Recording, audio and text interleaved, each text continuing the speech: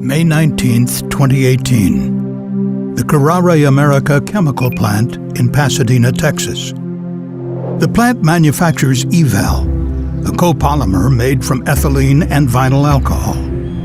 EVAL is used in food packaging and storage containers. Kuraray shut down the Pasadena plant on April 6th for a maintenance turnaround and to install various equipment upgrades. By May 18th, Kuraray operations personnel were taking steps to bring one of 4 reactors back online. The reactor, known as EVAL Reactor 2, looked similar to the others, but had a lower maximum design pressure of 740 psi. The design pressure of the other 3 reactors was 1150 psi. The reactor already had liquid methanol and ethylene vapor inside, as operators began incrementally raising the reactor system pressure.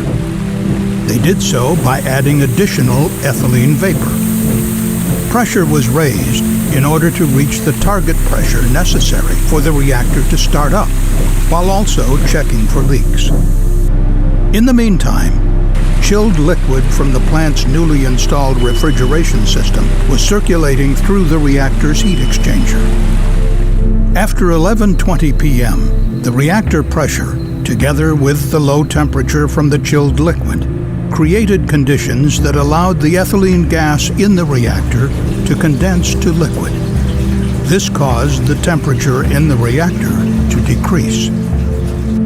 Around 7 a.m. on May 19th, a supervisor noticed the low temperature in the reactor and instructed operators to stop circulating the chilled liquid through the heat exchanger.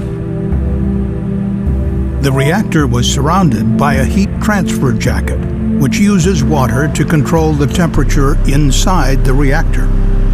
To further help warm the reactor, Kuraray personnel periodically added steam to the jacket, increasing the temperature of the water.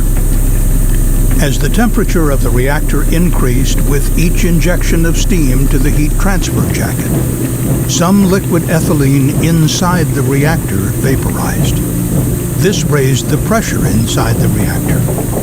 By about 8:45 a.m., the reactor reached the target operating pressure of nearly 600 psi, but pressure continued to increase. Around 9 a.m., the pressure reached 640 psi, and the high-pressure alarm went off. A board operator responded by periodically opening a pressure control valve to send some of the vapor inside the reactor to a flare. The board operator was concerned about exceeding environmental emissions limits for the flare. As a result, he did not fully open the pressure control valve. He was also focused on other startup activities and did not realize the valve was not open as much as it needed to be to bring the pressure under control. Pressure inside the reactor continued to climb. Shortly after 10 a.m., operators initiated the next step in the startup.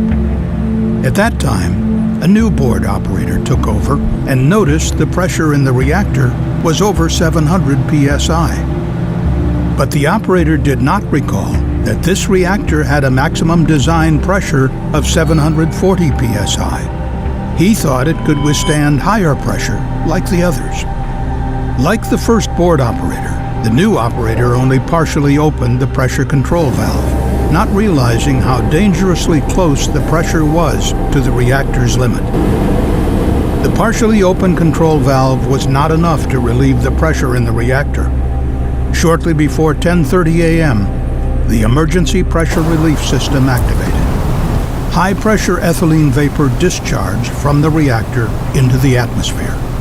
It was released horizontally toward an area where many people were working, rather than vertically to a safe location. Soon after, a nearby welding machine likely ignited the vapor, and a large fire erupted. 23 people were injured, many as they urgently tried to evacuate. The ethylene-fueled fire stopped after approximately 3 minutes, when the emergency relief valve closed as pressure in the reactor normalized. In total, over 2,000 pounds of ethylene was ejected to the atmosphere. For more information, visit csb.gov.